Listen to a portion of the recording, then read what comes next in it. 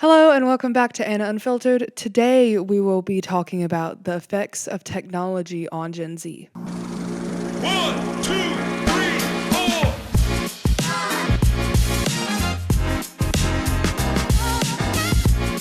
Technology is ruining my generation. And I hate saying that because there are so many positives to it. Technology can connect us, educate us, and give us access to information that people from generations ago could only dream of. But if I'm being honest, I think the negatives outweigh the positives, especially with Gen Z. I honestly think it all accelerated during COVID. We were locked in our homes with nothing to do but stare at screens. School went online, friendships went online, church went online, even family gatherings went online. And at the time, it felt necessary because technology became our lifeline. But I do not think we ever fully came back from that. Because when the world was reopening, we brought all of those habits back with us. We learned how to communicate through a screen, but we forgot how to communicate face to face. And I'm not saying that like I'm some outsider pointing fingers. I'm addicted to this thing. I'm saying it as someone who is deeply guilty myself. There are moments where I genuinely feel like I don't know how to maintain a conversation with someone. I don't know how to sit in silence without feeling awkward. I dread in-person interviews for a job, and I don't know how to stay present without checking my phone. We've lost human connection because it's so much easier to hide behind a screen. A screen, in my opinion, feels like a shield. You can think longer about what you want to say. You can delete it. You can ghost someone. You can say things you would never say to someone's face. And I think that's why cyberbullying has become so extreme. Bullying never disappeared, it just moved online. Studies show that bullying increased somewhere between 30 and 50% with the rise of social media. And I've definitely lived that firsthand. As a bully and as someone who was bullied. When I started speaking up about my political beliefs, almost all of the hate came through a screen. Things like comment sections, DMs, anonymous accounts. People were saying stuff to me that I know that they would never have the courage to say to my face. And what's interesting is I probably had maybe 20 plus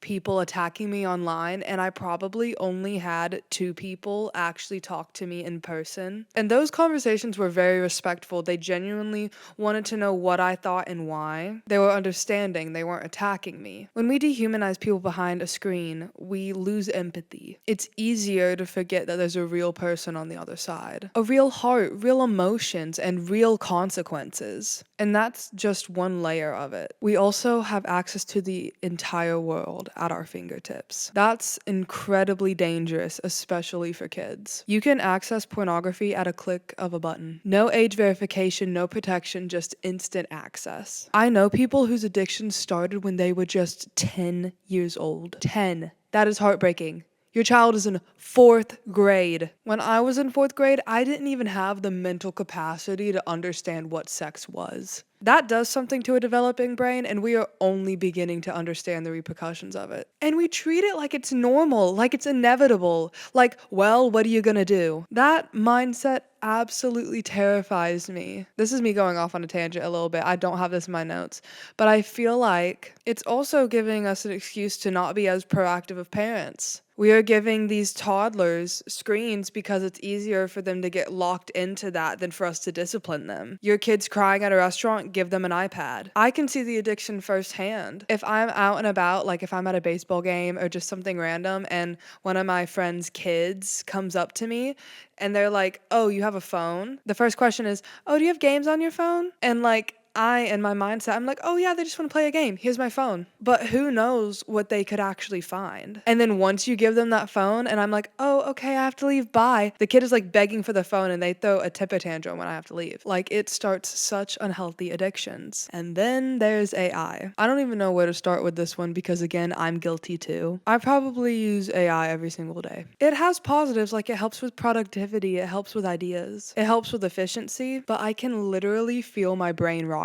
sometimes. I can literally feel myself losing skills that I used to have, like writing essays, thinking deeply, or staying focused on something for an extended period of time. With AI, we get answers instantly. We lose patience, we lose problem-solving skills. We use the ability to sit with a question and wrestle with it. And social media feeds into that same issue.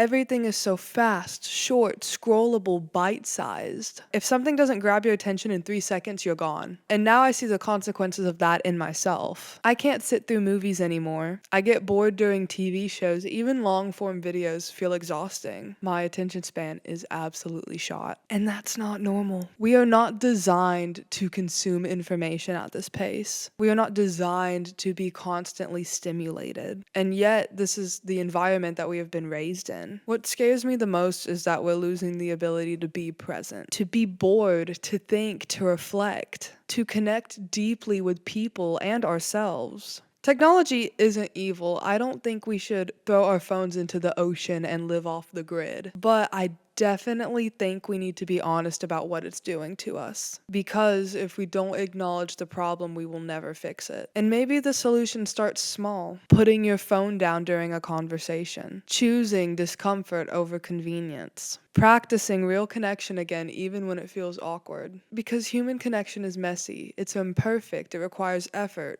but it's real. And I think my generation is just starving for something real. That's all I have today. I definitely want to talk more about technology in the future. I hope you enjoyed this episode, and let's keep having these conversations unfiltered.